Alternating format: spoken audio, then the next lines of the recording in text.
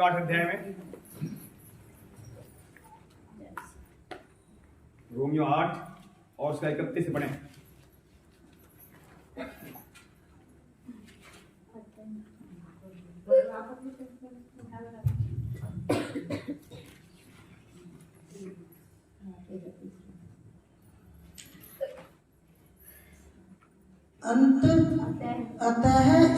अतः हम इन बातों के विषय में क्या कहें? यदि परमेश्वर हमारी ओर है तो हमारा विरोधी कौन हो सकता है? जिसने अपने निज पुत्र को भी न रख छोड़ा परंतु उसे हम सब के लिए दे दिया, वह उसके साथ हमें और सब कुछ क्यों न देगा? अतः हम इन बातों के विषय में क्या कहें? लिखने वाले ने क्या कहा? अतः हम इन बातों के विषय में क्या कहें? यदि हमारी ओर परमेश्वर है तो हमारा विरोधी कौन हो सकता है? ये बात सब जानते हैं, पर परीक्षा की तो भूल। परमेश्वर आपकी ओर है, पता है ना? फिर जब समस्या आती उस समय ये वचन बोला था, जब कोई प्रॉब्लम आए उस समस्या में भी वो आपके साथ है तो है। समस्या में यीशु मसीह नहीं छोड़ेगा, परमेश्वर आपको नहीं छोड़ेगा। इसलिए जब वो हमारी ओर है और कोई समस्या आ गई तो क्या कहता है? कौन खड़ा होगा उसके विरुद्ध? परमेश्वर यदि हमारी ओर है तो उसके विरुद्ध में कौन खड़ा हो सकता है? ये आपको बात पता होना चाहिए। कई बार देर हो सकती है आपके मुंह के ठीक बोलने से, जो आप ठीक नहीं बोलते इस वजह से परीक्षा लंबी हो सकती है। तो हम देखते हैं यहाँ पर परमेश्वर जब हमारी ओर है, कितनी बड़ी बीमारी हो, कितना बड़ा शैतान हो, कितनी बड़ी परीक्षा हो, वहां से आपको निकाला निश्चय निकाला जाएगा, क्योंकि आप उस परमेश्वर की संतान बन गए जिसने मौत और जीवन दिया है, जिसने सब कुछ बनाया है। वो आपको हमें इस समय बना रहा है। इस समय सब कलिसियां बनाई जाएंगी जानना। अगर ये वचन आपको पता है, समस्या कोई भी क्यों ना हो, परमेश्वर उस समस्या में आपके साथ है और वो वहां से निकालेगा। और सबसे बड़ी बात क्या है? उसने जब इकलौता पुत्र आपको दे दिया, यह लिखा हुआ है, तो और सब कुछ क्यों नहीं? अब क्या क्या चाहिए? लिस्ट बनाने की जरूरत नहीं है जानना। लोग कहते हैं ये मिले वो मिले, लेकिन समय पर सब चीज देता चला सब कुछ क्यों नहीं देगा? वचन सुनिए क्या लिखा हुआ है, वो और सब कुछ क्यों नहीं देगा? सब कुछ में क्या आ गया? चंगाई भी आ गई, तुम्हारी जरूरतें भी आ गई, रिश्ते भी आ गए। आप देख सकते, आपकी शरीर चीजें आ गई, आत्मा में स्पीड बढ़ने की चीजें भी आ गई। लेकिन सवाल यह क्या उसमें आप हैं? जब उसमें आप बने रहते हैं तो यहां लिखा हुआ है सब कुछ दिया, उसमें रहते हुए ये हम सब चीजें वो पाएंगे जो आज हमारे पास अभी नहीं आई। ऐसे नहीं लिखने वाले ने कह दिया, ये परमेश्वर ने खुद कहा है, ये वचन लिख, तो लिखने वाले ने लिखा है। पुत्र को, अब देखिए सबसे बड़ा कीमती कौन था? यीशु मसीह। पवित्र था, उसका लहू बहा दिया, प्राण ले लिया उसका लोगों ने, कीलें ठोक दी, सर पर कांटों को ताज रख दिया। अब देखो 39 कोड़े मारे, क्या दिया उसका? प्राण। लहू में क्या क्या होते हैं? प्राण। हम एक आत्मा है और कलाम कहता है एक हमारा शरीर है, एक हमारा प्राण है, एक आत्मा है। शरीर, उसमें प्राण, प्राण किसमें? लहू में। और वो लहू लोगों ने यीशु मसीह का बहा दिया, कीलें ठुकवा दी, 39 कोड़े मारे गए। और कलाम कहता है झूठी झूठी बातें बोली गई, कोई प्रूफ उन्हें सही नहीं मिला। फिर क्या झूठा प्रूफ लगाया? अब देख लो, झूठी झूठी गवाही क्या उन्होंने बनाई। उन्होंने कहा ये तो परमेश्वर का पुत्र बनाता है, जबकि ये परमेश्वर पुत्र नहीं है, ये तो बड़े घर में बैठा हुआ है और ये कहता है मैं स्वर्ग से आया हूं। ये उन्होंने दोष लगाया और भी दोष लगाए, झूठे लगाए। कैसर को देने के लिए प्रभु ने कहा था कैसर को कैसर कर दो, परमेश्वर को परमेश्वर कर दो। लेकिन फिर भी वहां भी झूठे इल्जाम लगाए, क्योंकि कोई भी सच दोस्त यीशु मसीह में ढूंढने वाले ढूंढते रह गए, कोई मिला ही नहीं। थक गए वो लोग। और यीशु ने कहा भी है, तुम मुझ पर पथराव करते हो तो किस पाप के लिए? उन्होंने कहा, मैं तेरे पाप के लिए नहीं, पर तू अपने आप को परमेश्वर का पुत्र बनाता है। तब पता उन्होंने क्या कहा यीशु मसीह ने? तुम्हारी व्यवस्था में क्या नहीं लिखा है तुम परमेश्वर पुत्र हो? भजन संहिता 82 में लिखा हुआ 6 में, परमेश्वर से जो पैदा हो वो परमेश्वर ही है। ये लिखा हुआ दिखाया है, फिर भी उनकी बातें समझ में नहीं आ रही है। और ये बातें आपको समझ में आ रही है। क्यों आ रही है? वे बातें जो लोगों चित्त में नहीं समाई, आंखों ने नहीं देखी, कानों ने नहीं सुनी, वे बातें परमेश्वर कहता है मैंने तुम्हारे लिए तैयार करी है। आज से नहीं, 2000 साल पहले से तैयार करी जा रही। अंतिम दिनों में वे बातें आपको हमें घर बैठे दी जा रही, लिखा हुआ है। वो बातें सबके लिए तैयार नहीं करी। किन के लिए?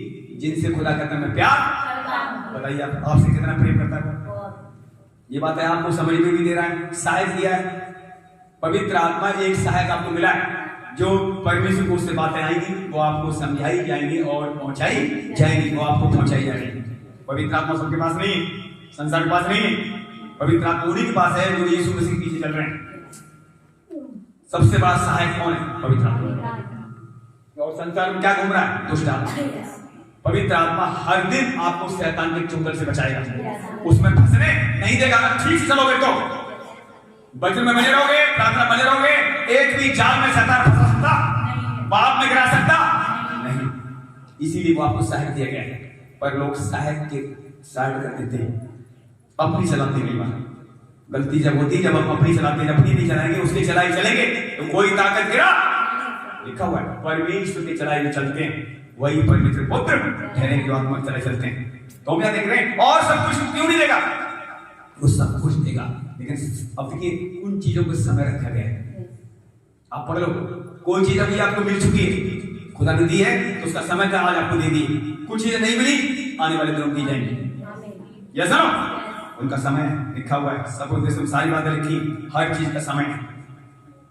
लेकिन अगर हम उससे पहले कोई चीज मांगते हैं, अब्राहम के पास एक समय था बच्चा देने का। आप देख लो, जब उसने गड़बड़ी करी, अपनी चलाई, परमेश्वर से नाराज हो गया, 13 साल बात नहीं करी। देख लो, प्रभु ने हर चीज समय रखा है। अगर हम वेट करते हैं तो खुदा को अच्छे लगते हैं। ध्यान सुनो क्या कहा जा रहा है। जब हम वेट करते हैं, इंतजार करते हैं, तो खुदा को हम भाते हैं। जल्दीबाजी करते हैं तो परीक्षा में पढ़ते हैं। अब्राहम परीक्षा पढ़ गया, नौकरानी के बच्चे पैदा किया, क्या खुदा ने कहा था उससे? देखो, खुदा नहीं कहा। खुदा नहीं कहता तुम मूर्ति पूजा में जाके रास्ता ढूंढो, नहीं कहता। वो कहना वेट कर, मैं दूंगा। लेकिन लोग जल्दीबाजी करके मूर्ति पूजा में चले जाते हैं, फिर बाद में पछताते हैं। तो खुदा की ओर से जो चीज क्या लिखा हुआ है वो और सब कुछ क्यों नहीं? ये वचन को याद रखो, जल्दीबाजी मत करो, क्योंकि जल्दीबाजी जब करते हैं हम परीक्षा पढ़ते हैं। बड़े बड़े नबी परीक्षा पढ़ गए, बड़े बड़े राजा परीक्षा पढ़ गए, जबकि परमेश्वर नहीं चाहता परीक्षा पढ़े। हाँ, ये जरूर ध्यान देना, जब अब्राहम ने गलत काम किया, सुनिए, जब नौकरानी से बच्चा पैदा किया, अब देख लो, और उसने कहा मैं तुझे खुद की औलाद दूंगा, खुद की औलाद भी दे दी। अब क्या है? लड़ाई झगड़े चालू। जब खुदा का बिना मर्जी से घर में काम होगा तो लड़ाइयां जाएंगी, लड़ाई झगड़े चालू। फिर भी खुदा ने कहा अब्राहम, जो मेरे वरदान द्वारा तो बच्चा मिला है, यही तेरे सरदार, तेरे कबीले का सरदार होगा, और दासी पुत्र को यहां से निकाल दे, वो इस ढंग का उत्तराधिकारी नहीं होगा। आप देख लो वहां पर। और जब ये बात खुद परमेश्वर ने अब्राहम से कही, अब्राहम दुखित हुआ, वहां लिखा दुखित हुआ। उसने कहा नहीं, जाने दे इसे, और इससे मैं एक बड़ी कौम। लेकिन काम किसने बिगाड़ा? परमेश्वर ने, अब्राहम ने बिगाड़ा काम? अब्राहम ने बिगाड़ा? बनाया किसने? जाने दे इससे भी कौम। वो देखो उससे भी कौम बना रहा है। जब हम गलती करते हैं तो भी वो सुधार लाता है। हम गलती कर देते हैं, लेकिन परमेश्वर क्या रखा हुआ है? जल्दी से आए यिर्मयाह में देखिए, हम गलत चीजें बना देते हैं, खुदा सुधार देता है। यिर्मयाह 18 अध्याय निकाला है, उसका एक से बड़ी जल्दी से।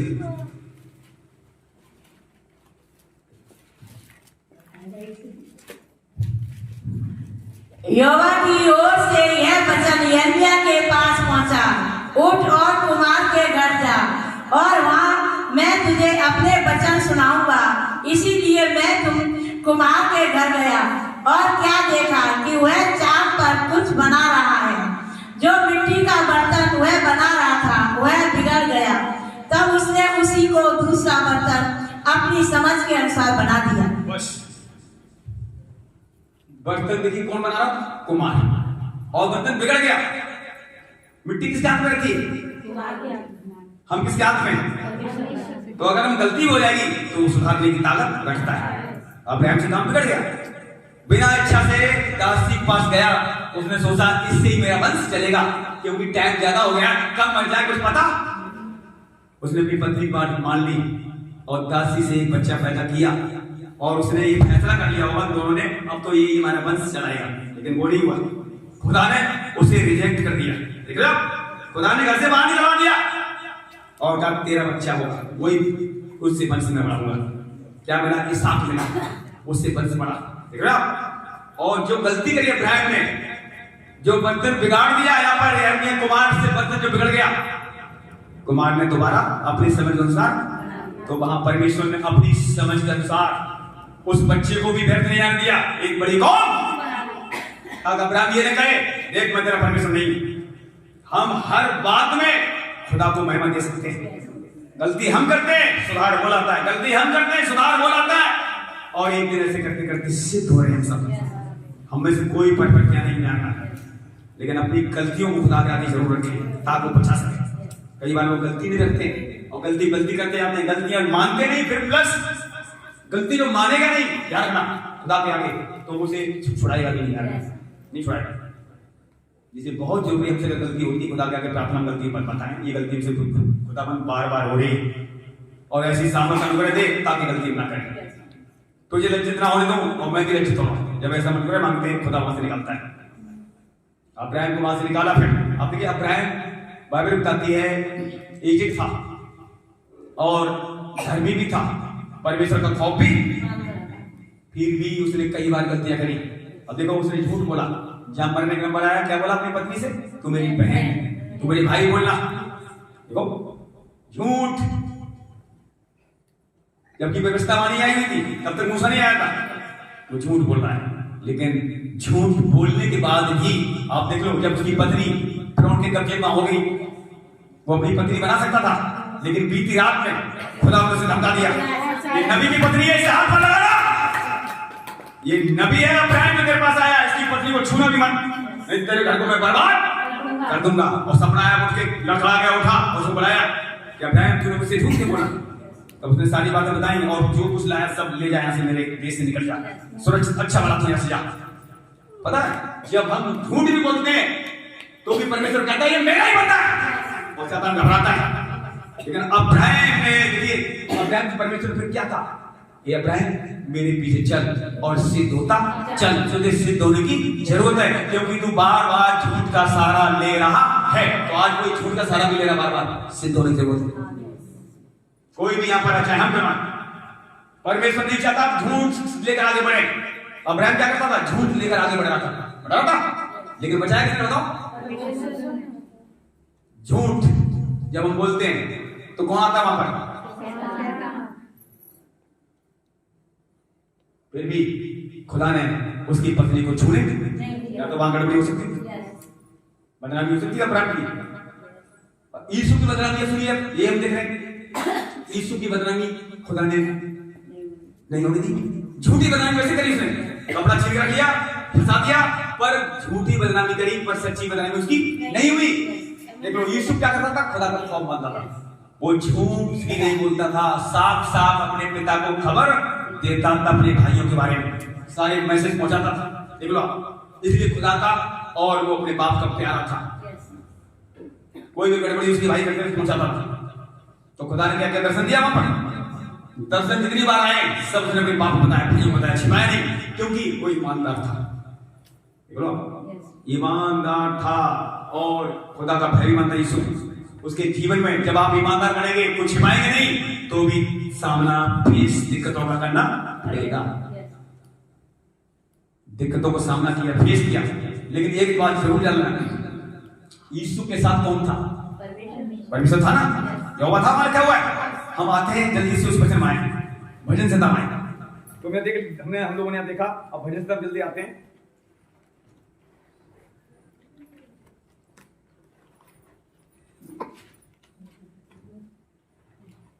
भजन सदा निकालेंगे 105 निकालें और उसका 105 का 16 से पढ़ें। फिर उसने उस देश में अकाल भेजा और अन्न के सब आधार को दूर कर दिया। उसने इफुस नामक एक पुरुष को उनसे पहले भेजा था, जो दास होने के लिए बेचा गया था। लोगों ने उसके पैरों में बेड़ियां डालकर उसे दुख दिया। वह लोहे की सलाखों से जकड़ा गया। जब तक कि उसकी बात पूरी ना हुई, तब तक यहोवा का वचन उसे कसौटी पर कसता रहा। बस आज वचन पता, जो सुधरना चाहते हैं, जो पाप से दूर रहना चाहते हैं, तुम्हें वचन कसौटी कसता चला जाएगा। यीशु को परमेश्वर ने वहां पाप करने से बचाया, भगाया उसको। कौन भगाया? बताओ जरा। भगाया नहीं भगाया? मैंने अपनी लाइफ में देखा, जिससे खुदा प्रेम करता है वो उसे पाप करने ही नहीं देगा। मैंने अपनी लाइफ में देखा, पाप सामने खड़ा और शैतान डाला, देख जा। लेकिन पता क्या हुआ?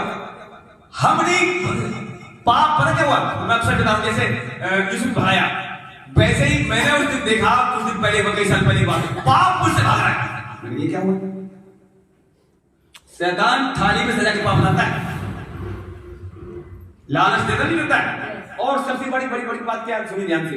नशा करने में, दारू पीने में, लोग बीयर भी पीते, फिर दारू छोड़ दिया तो बीयर पीने भैया, बीयर में भी कुछ नशा है कि नहीं? तो अगर किसी चीज में आनंद, देखिए पाप में भी आनंद है। पाप करने में आनंद है थोड़े पल का। किसी मान लो चोरी कर ली किसी ने 1000 रुपए की, तो शाम तक आनंद रहे, कल पैसे खर्च आनंद गया। अब मान लो किसी 1000 रुपए आपने चोरी कर ली, कहीं गिरे बड़े आपने बताएगी, कल से हम बड़े मिले 1000 रुपए आपने रख ली, चलो छोड़ो क्या बताएं। घर जाके शाम तक तो आनंद करोगे, अगले दिन फिर चिंता। अगर वही पैसा किसी को आपने दे दिया, किसका ले लो, और हफ्ते भर खुशी नहीं जाएगी। हफ्ते भर क्या, महीने में याद रहेगा वो खुशी आपको याद रहेगी। अभी अंकुर राजे गए, एक वीडियो आ रही थी, पहाड़ पर गए घूमने, एक बहन का मोबाइल रह गया, आईफोन। तो फोन देखा, हमको है ही नहीं उठाने वाला, फोन ले लिया, उसका इंतजार कोई आए, घंटे में बीत गए। और जब देखा ये बहन इसने फोन दिया, आईफोन कोई भी 1 लाख से कम नहीं, ऊपर ही होता है, उस बहन ने फोन पकड़ा दिया। कह रहे आपने फोन में रख के पकड़ा दिया, वो दंग रही। कह रहा अगर ये फोन में रख लेता तो मैं ज्यादा घाटा क्यों करूंगा, इस समझिए तेरा वापस दे दूं, मैं और फायदा हो जाएगा। दिमाग लगाओ, अगर किसी चीज आप रखते हो तो घाटे में जा रहे हो, दे दे वापस, तो फायदे में जा रहे हैं। अगर कोई भी चीज पड़ी हुई आपको मिल रही है रोड पर भी, तो आप पूछ सकते हो किसी है तो नहीं, कोई नहीं है तो आप रख के ले जाओ बात अलग। लेकिन अगर आप बताते हो किसकी है, ले लो, तो बहुत बड़ी बेनिफिट आपको आने वाला है। और रखते छिपाते हो, पता परमेश्वर कहता है जिसकी सिद्धि ईमानदार। तो खुदा क्या बता रहे हैं, जब मैंने उसको वापस किया, वो बहन की आंखों में आंसू आए। और हालांकि देखिए टाइम अगर कुछ भी है, किसी के पैसे वाले होने वाले नहीं। हमें खुदा खुद धनी बनाने में सामर्थ्य है। में लिखा हुआ है, परिश्रम करने से धनी बनने वाला नहीं है। तू धनी बनने के लिए परिश्रम मत कर। अगर मैं धनी बनाऊंगा कड़ा को दे दूंगा तुझे। ये बातें मैं सीखनी है। लिखा हुआ है तेरी जरूरत पूरी हो रही है, संतोष कर, प्रभु पीछे चल। अगर धनी बनाऊंगा तो बड़ा वो धन भेज दूंगा। धनी बनने के लिए नीति वचन बता रहा है परिश्रम करने की जरूरत नहीं है, पर रोटी खाने के लिए परिश्रम करने की जरूरत है। कलाम ये भी कहता है जो परिश्रम ना करे, कमाए ना, वो रोटी भी ना खाए। क्यों कहता खुदा आप तो आलसी ना बनना। घर में क्या, तो हमने यहाँ देखा वचन कसौटी में से कस रहा था। यीशु अगर उसके साथ यहोवा नहीं होता तो पाप से बच नहीं सकता था। पर अब उनके भाइयों देखो, जो भाई यीशु के थे 10, आपको भी क्या उनके पास 7 परमेश्वर नहीं था? परमेश्वर की सबके साथ था, लेकिन परमेश्वर के साथ जो ईमानदारी चलता है तो परमेश्वर भी उसके साथ ईमानदारी से चलता है। ये सुनो, तिरछे के साथ वो तिरछा बनता है, शुद्ध के साथ वो शुद्ध बनता है, पवित्र के साथ वो पवित्र बनता है। तो आप अगर शुद्ध बनते हो, पवित्र बनते हो, तिरछे नहीं चलते, सीधे चलते हो, तो यहोवा तुम्हारे साथ सीधा चलेगा, तुम्हारी कोई हानि नहीं होने देगा। यीशु सीधा चला। तो मैं अपनी गवाही में आपको खुद बता रहा हूं, जब मैंने देखा ये पाप मुझसे होने वाला है, लेकिन खुदा ने होने नहीं दिया कई साल पहले, फिर मैं और चेत गया। क्योंकि अगर तुम्हारा प्रेम खुदा के प्रति बढ़ेगा तो वो खुद ही पाप नहीं करने देगा। अगर मतलब तुम कमजोर हो, या कोई चीज रखी है या कोई चीज रखी है और आप सोच रहे जेब में डाल के ले चलो, आप इधर से आए, पता क्या हुआ, इधर से आ रहे कोई चीज रखी है, तब तक क्या हुआ, जिसकी चीज थी उससे पहले वो कौन सा उसने लेकर, जिसकी चीज थी बोलेगा, तो तुम उसकी चोरी कर पाओगे? ऐसा खुदा करता है। समझ गए बात? समझ मानी? मतलब जिसकी चीज रखी थी वो तो चला गया कल से बाहर, चलो चश्मा ही है 20 रुपए का, चलो मैं ही रख लेता हूँ, कोई ऐसा मन में आता नहीं किसी के। तो वो जब ऐसे मन में आया, उससे पहले जिसका चश्मा था वो खुद लेकर चला गया। चोरी करने की खुदा को मैं मौका ऐसे भी बचाता खुदा। मैंने अपनी लाइफ में देखा है उसने बचाया, तब मैं रोया, खुदा को इतना महान। उसके बाद और सीख दी, और सीख दी, अब यहां तक पहुंचाया, और हर दिन हम सीख रहे हैं। यीशु भागा, देख लो आप, कपड़ा यीशु का था, न कि स्त्री का था। कपड़ा उसने पकड़ लिया ऐसे करके, उसने कपड़ा ही छोड़ दिया, अगर तू कपड़ा निकले बेशक, पर हम रुकेंगे, वो भाग गया। और उसी की वजह से उसने क्या किया, गलत इल्जाम लगा दिया, और वो सारे साबुत कपड़ा यीशु का है, फिर उनको मानना ही पड़ेगा उसके आदमी को, ये वास्तव यीशु कपड़ा। अब कहां गया फिर? जेल।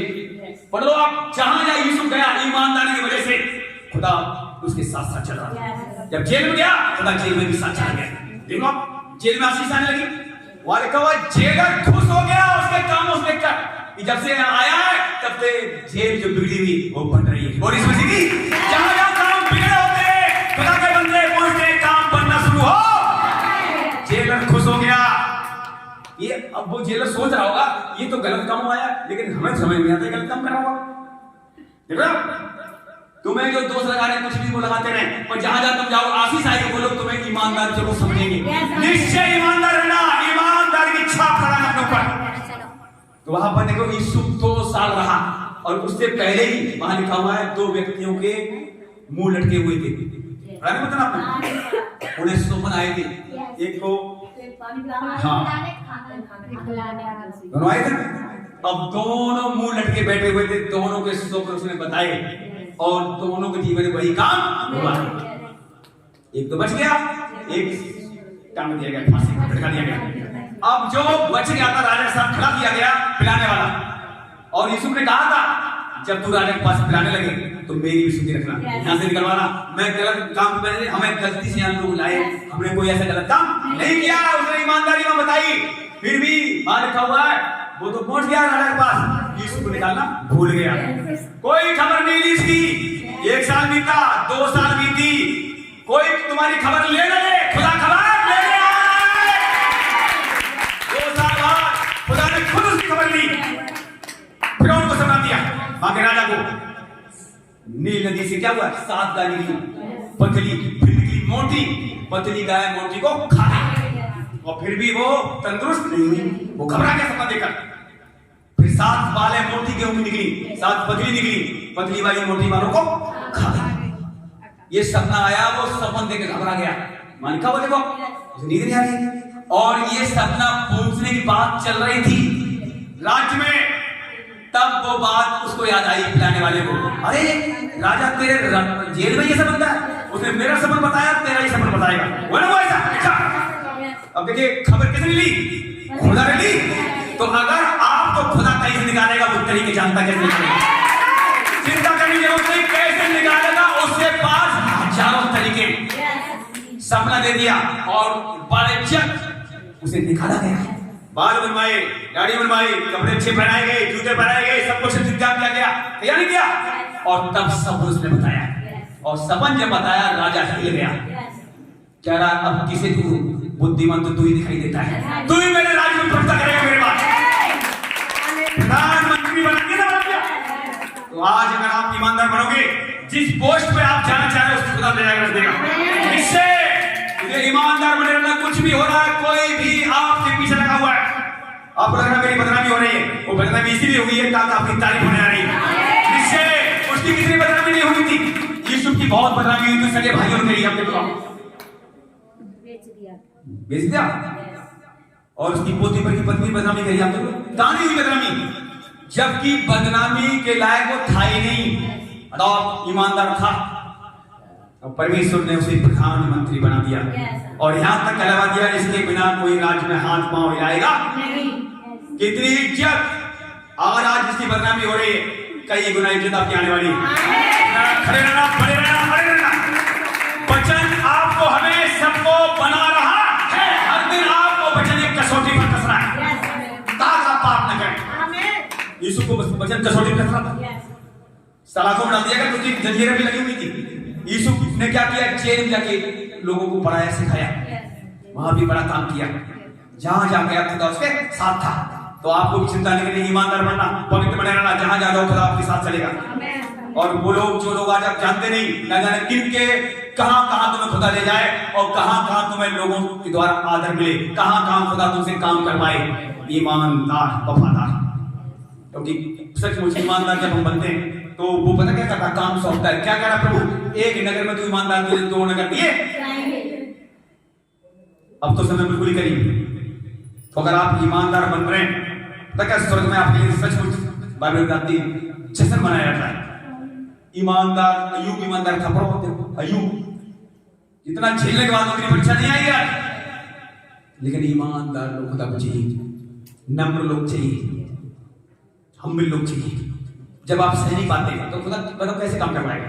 वो जब यहां आप सह पाएंगे और पता नहीं कहां ले जाए। सहना शुरू तो यहीं से होगा, अपने घर से, जो घर आपको दिया गया सहना तो यहीं से पड़ेगा। जिस घर में आप पैदा हुए सहना यहां से पड़ेगा, फिर कहां ले जाए। अगर आपने यहां पास हो गए, ना जाने कहां खुदा आपसे काम करवाएगा। यस नो, इसलिए हमें पास होना, फेल नहीं होना है। और फेल कौन होगा, हार कौन, देखिए हारता कौन है, जो अपनी हार मानता है, जो बदनामी नहीं सह पाता है, बुरा मानता है, छोटी छोटी बातों बुरा मानता है, वही हारेगा। जो बुरा मानेगा नहीं, वो उसे को नाराएगा। ये छोटी छोटी समस्या क्यों आती है, छोटी छोटी बातों लोग नाराज जाते हैं, क्यों? क्योंकि शैतान चाहता है छोटी छोटी बातों को नाराज जाए। लेकिन कलाम कहता है गुस्सा आए तो आए, पर सूर्य अस्त होने से जाए। ये मान लो भी कोई बात होगी, शाम तक हटाओ उसे, शैतान कहेगा ये तो गुस्सा अगले दिन करती ही। ऐसे कर करके आप पक्के भरपूर होते जाएंगे। यीशु भरपूर होता चला गया, कसौटी पर कसता गया। आप बेशक अनपढ़ हो, चलो यीशु तो पढ़ा लिखा था, और बाकी चेले इसको सीखते थे। कौन सा पढ़ा लिखा बताओ? पतरस, जितने चेले थे 12 अनपढ़ थे, मछली मारने वाले, कलाम कलम की परछाई से लोग चलते। पौलुस पढ़ा लिखा था, बाकी पतरस जितने लोग थे चेले पढ़े लिखे नहीं थे। पौलुस तो पुराने नियम जानता था, पर ये जितने चेले मछली मारने वाले कुछ भी जानते, आप कुछ भी नहीं जानते हो, पर खुदा को जानते हैं, मानते हैं, उसमें बड़े रहना, खड़े रहना, बड़े रहना। और परमेश्वर जो चाहता है वो तुम्हें बना देगा, निश्चय वो तुम्हारे, और हम उसके बर्तन, हम उसके हाथ में, वो बना देगा, और बना रहा है। अभी सबके जीवन में काम हो रहा है। सच बताऊं, जो लोग प्रार्थना अपने घर में कर रहे हैं, छोड़ नहीं रहे, वचन पढ़ रहे हैं या वचन सुन रहे हैं, कुछ भी हो रहा है उसमें आप हैं बने हुए, तो आपको बनाया जा रहा है। और ये बात आपको बोलनी भी, खुदा तुम्हें बना रहा है, तू मेरा कुमार है। यीशु मसीह के नाम से यहोवा जो हमें पिता मिला है, कलाम कहता है जितनों ने यीशु मसीह बढ़ दिया यूनान की 12 में, उसने उसे परमेश्वर की संतान होने का, जो अब्राहम के पिता है, इसहाक के पिता है, याकूब के पिता है, वही तो आज हमारा पिता है, वही हमारा बाप है। तो वो क्या कर रहा है, यीशु मसीह के नाम से आज हम सबको, पूरी कलीसिया को बना रहा है। अब सवाल ये है, आप उसे बनाने दे रहे हैं कि नहीं? उसके हाथ में है, लिखा हुआ क्या अभी हमने पढ़ा नहीं, क्या मिट्टी तुम्हारे हाथ में नहीं? ऐसे ही वो कहता है कि हे इजराइल, क्या तुम मेरे हाथ में नहीं? हाथ में है, न सुनने की वजह से वो नहीं बना पाता है। अगर आप सुनते हैं, एक जगह कह रहा है, क्या कह रहा है, सारी पृथ्वी लड़ाइयों में मैं मिटा देता हूं, तू चुप हो जा। देखा नहीं क्या, तू चुप और शांत हो जा, रखो आग में झोंक देता हूं, भाले के 2 टुकड़े, तू चुप हो जा, मैं लड़ाइयों को मिटा। तो आपको क्या करना पड़ेगा, घर में कम बोलना पड़ेगा। ये वचन में सिखाता है, जब आप कम बोलोगे, लड़ाई करने वाला शैतान टूट, लड़ाई खत्म हो जाएगी। वो जोरा बजा होगा, पूरी पृथ्वी लड़ाई में मिटा देता है। हमारी घर की लड़ाई क्यों नहीं जाएगी? इन वचन को हम देखें, देखिए जहां भी हमें टूटना है वचन ही में टूटता। अगर आप वचन नहीं सुनेंगे टूट भी। अभी आप वचन जब पढ़ते हैं सुनते तो आपकी आंखों से आंसू बहने लगते, हम टूटते। ये वास्तव में यह बात हमें उनसे नहीं कहनी चाहिए था, या उनसे नहीं बोलना चाहिए था, या इतनी नाराजगी उनसे नहीं करना चाहिए था। ये वचन आप सुनते हैं तो वचन हमारे अंदर जाता है और वो बताता है देख ये नहीं, ऐसा करना चाहिए। आप एक सचमुच खुदा का बर्तन बन रहे हैं, गवाहियों के साथ तो आने वाले हैं ही है, इसमें कोई शक नहीं। खुदा बड़ा काम आपके लिए करने के लिए तैयार है। और सवाल ये है कि आप सुनना चाहते हैं, क्या उसमें बने रहना चाहते हैं? जब आपको कोई भी प्रॉब्लम होती है क्या आप खुदा का धन्यवाद देते हैं? क्या प्रार्थना करते हैं? क्या गुस्सा में बिस्तर कोड़ कर लेट जाते हैं? हाँ, अगर आपकी कमजोरी पता क्या है, जब कोई सताव घर में पड़ रहा है फिर भी आप प्रार्थना करते हैं, अगर नहीं करते हैं तो आपको करनी पड़ेगी। कुछ भी हो खुदा का धन्यवाद देना ही पड़ेगा। और इस लाइन से समझो, जिस परिस्थिति खुदा में हूं उस परिस्थिति से निकालने की ताकत रखता है, उससे बड़ा धन्यवाद। यूसुफ जेल में गया, कलाम करता है उसने वहां प्रार्थना करी, प्रार्थना करना नहीं छूटता था, और पूरी जेल में उसने प्रचार कर दिया अपने सच्चे खुदा का। करा नहीं करा? जबकि जेल कहां थी? मिस्र में जेल थी। मिस्र में मूर्ति पूजा वाले भरे पड़े थे, वो अकेला बताओ जेल में रहा। तो अगर आप कहीं भी किसी कोने में खुदा हमारे साथ है तो सबसे बड़ी बात है, वो आपको गिरने देगा नहीं गिरने देगा। पर बात यही है, अगर उसकी तुम सुनते हो तो कोई ताकत गिरा भी नहीं सकती। अब सुनने की आदत कहां डालोगे? यहां से, अपने घरों से। लोग कहते हैं बाहर की तुम सुन लेते हैं, घर की नहीं सुन पाते हैं। लेकिन अगर हम खुदा के साथ रहेंगे, एक दिन सहने की ताकत बढ़ा रहा है। हर दिन सहने की ताकत आपकी हमारी सबकी बढ़ रही है। क्या लगता है? वचन कसौटी पर कस रहा है। जब वचन में कस लेगा तो हमारे मुंह से फालतू बातें निकलने। वचन क्या कर रहा है? हमारे दिमाग को कस रहा है, हमारी आंखों को कस रहा है, हमारी जीभ को कस रहा है, हमारी कमर को कस रहा है। वो चीजें जो हमारे बस में नहीं है, वचन उसे कस रहा बल्ले बल्ले हो जाएंगे। वो समय आ रहा है, आपकी आंखें पवित्र हो जाएंगी, मन पवित्र हो जाएगा। आप काली अगर कहीं गलती से गलती को निकलना बंद हो जाएगी। इसलिए वचन को अपना काम करने दो। वचन परमेश्वर है, लिखा हुआ है, उसे अपना काम करने दो। इसलिए समय जो बाइबल पढ़ने वाली बहनें घर में जरूर बाइबल पढ़ें, टाइम निकाल के। बाइबल पढ़ना ये खुद अपने आप से खुदा से बातें करना है। जब आप वचन पढ़ते हैं, साक्षात खुदा बातें करता था, उस समय अब्राहम से रोशनी बातें आती थी। क्यों? क्योंकि बाइबल नहीं थी वहां, तो खुदा से बात करता था डायरेक्ट। और आज बाइबल आपके हाथ में, खुदा दिखाई देने दे, पर इन बच्चों में खुदा है तो है। तो इन बच्चों में डेली बाइबल पढ़े जो पढ़ना जानते हैं, नहीं पढ़ना जानते वो सुने। और खुदा आपसे बातें सबसे करना मन। जितने लोग यीशु मसीह मांगे, पता क्या बातें तो सबसे करना चाहता है। कई बार आपको पता लगता है मुझसे बातें नहीं करता, नहीं ऐसा कुछ नहीं, सबसे बातें करना चाहता है। अब तुम्हारे पास समय है तब तो पता लगेगा खुदा मेरे साथ है कि नहीं। तुम्हारे पास खुद ही टाइम नहीं, खुदा को टाइम कैसे मिलेगा बताओ? लोग कहते हैं मेरे पास टाइम नहीं है प्रार्थना करने का। आज लोग फंसे हुए हैं जॉबों में, घरों में, बहुत टाइम लोग घरों में झाड़ू पोछा बर्बाद कर देंगे, इधर उधर घूमने बर्बाद कर देंगे। समय को कीमती जानो। अगर आप समय कीमती समझ रहे हो तो खुदा को समय देना सीखो। आज से बता रहा हूं, फिर कह रहा हूं, प्रार्थना पढ़ो। ये कलीसिया एक केस नहीं, जब समाज बढ़ेंगे कलीसिया आत्मा से बढ़ जाएगी, पवित्रता से बढ़ जाएगी, फलों से बढ़ जाएगी, सहने की ताकत बढ़ जाएगी। और लिखा हुआ है सचमुच वो काम जो अभी नहीं हुए खुदा यूं करने कैसे करके, और वो करने ही जा रहा है। आप करने ही जा रहे हो, मैं खुदा कह रहा मैं करने जा रहा हूं, पर मेरे लोग तैयार हैं एनी टाइम। कल की तैयारी नहीं, आज ही तैयार हैं, आज ही तैयारी करो। आप जो कल चीजें गलत छोड़नी आज ही छोड़ दो, कल के वेट ना करें, आज ही छोड़ दो गलत वो चीजें, हटाओ अपनी लाइफ से। प्रार्थना बढ़ाओ, आज ही उपवास प्रार्थना कर रहे हो, उपवास प्रार्थना पढ़ो। उपवास नहीं रख पा रहे हो, वैसे प्रार्थना पढ़ो। पर आपकी प्रार्थनाएं आपको सचमुच हर दिन बनाएंगी। ये वचन यहोवा का है, किसी मनुष्य का नहीं। परमेश्वर ने किसी पक्षपात नहीं किया। क्या वो आज आपका पक्षपात करेगा? नहीं करेगा। जो बढ़ेगा उसे बढ़ाया। अब सवाल तुम्हारे ऊपर है, क्या आप ज्यादा सो रहे हो कि आप ज्यादा प्रार्थना कर रहे हो? नींद से रिश्ता तोड़ो। ज्यादा बहनें सो रही हैं, रात को भी सो रही, दिन में सो रही, हटाओ ये नींद। बताओ नींद भारी पड़ जाएगी आप अपने परिवार को नहीं निकाल पाओगे। अगर प्रार्थना करो जरूर निकलेगा परिवार, श्योर ही निकलेगा। बोझ के साथ प्रार्थना करना सीखो एक दूसरे के लिए, और अपने परिवार के बोझ के प्रार्थना करो, कलीसिया के बोझ की प्रार्थना करो, हमारे परिवार के ज्यादा प्रार्थना करो। निश्चय बता रहा हूं, जब खुदा ने मैं कहा, हालांकि आपको ये बात पता लग चुकी है, हमें महेश भाई के परिवार के लिए ज्यादा प्रार्थना करनी तो करनी पड़ेगी, तो बहुत ही अच्छा जल्दी हो, श्योर नहीं हो जाएगा। करके देखो आप, आइए आप बंद करें, सबको आशीष दे।